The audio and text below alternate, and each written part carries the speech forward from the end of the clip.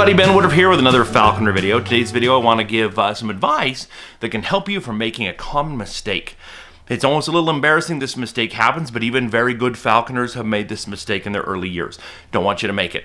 Now, in the United States, we have laws that allow us to trap migrating first-year birds of prey that are called a passage bird.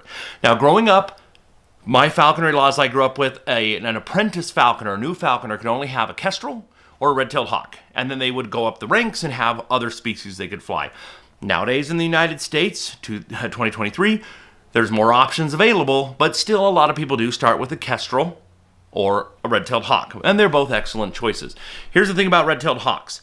Their first year of life, they don't have a red tail. Their colors are fairly drab. Still beautiful, but fairly drab. You know, some very simple monochromatic browns. The tail is typically brown with black stripes. You're pretty cut and dry, pretty direct looking birds. And again, even within that, of course, there is variation, but once they hit a year old and they molt into their adult colors, that's when they get all these vibrant yellows and oranges and reds, and the tail turns that characteristic red that the red-tailed hawk gets its name for. Easy to identify them. So here's the problem that happens. Usually people who are anxious, you got your falconry permit, you got your trapping permit, you want to go on the field, you want to go trap your first bird, and you're excited about this, and you maybe don't have enough experience. Maybe you're going out and you're not going with other seasoned falconers. Maybe you're not going with your sponsor. You get out in the field and you look out, you get your binoculars, and you see a bird, and it's brownish, and it's got a brown with black stripes on the tail, and you're like, hey, it's a first-year red-tailed hawk. That's a bird I'm legally allowed to trap, and it's a bird I'm going after.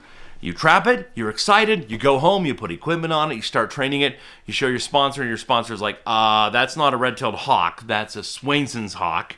And you're like, and they explain why. And then you start getting attached in your head. You're like, well, can I still keep it? Now, in some states, you might not be able to fly a Swainson's hawk anyways legally as an apprentice, but even if you can, the choice between a red-tailed hawk and a Swainson's hawks are not gamey. Even though they're large, they go after much smaller prey, even insects. They are not a good pursuit predator. Even though they are trainable, they can be used in falconry. It's not a good bird to start off with. And so now you've either made a mistake that is not going to pan out well, or worse yet, you might have unintentionally broken a law. So it is very important. Now, I am giving this as a warning. I wish I could instruct better. I wish I could be like, I have the most complete video log of every color phase of first-year Swainsons and every color phase of first-year red-tailed hawk. I don't, and the hardest thing, too, is doing these videos. I have to work hard to either have my own video footage or to purchase or acquire stock video that is not copyrighted. I don't want to be like taking other people's stuff. So it's tricky. So that's why this isn't a big, long video. It's just a video to make you aware that to the untrained, unexperienced eye, a first-year Swainson's and a first-year red-tailed hawk can look very similar. And in the progression of migration in most states, usually the migrating Swainson's hawks come through before the biggest wave of migrating red-tailed hawks. So you're looking for red-tails, and you might find fields full of Swainson's hawks and one red-tail, and you're just thinking they're all red-tails.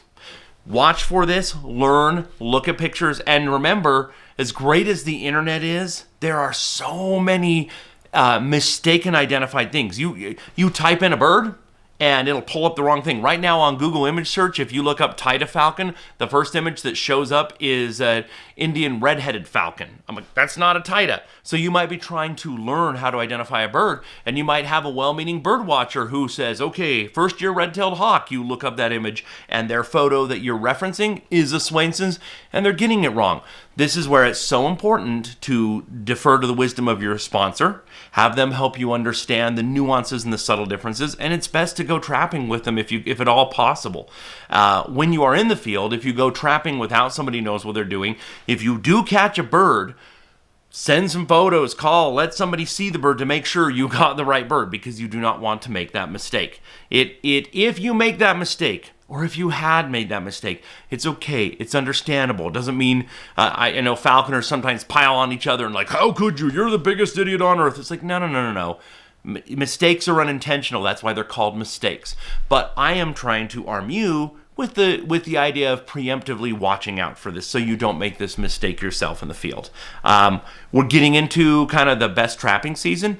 Kind of the end of September, moving into October is one of my favorite times. I literally wrote the book on trapping essentials, so I'm sure we're going to have some fun trapping videos for you in the coming months to show you. But ahead of schedule, I wanted to make sure to make apprentices aware of this so you don't accidentally trap a Swainson's sog. So, hope you enjoyed this video. Just a little warning, if you haven't already, please hit subscribe. If you have any questions, comments, or ideas for future videos, please put them down in the comments below. And as always, happy hawking.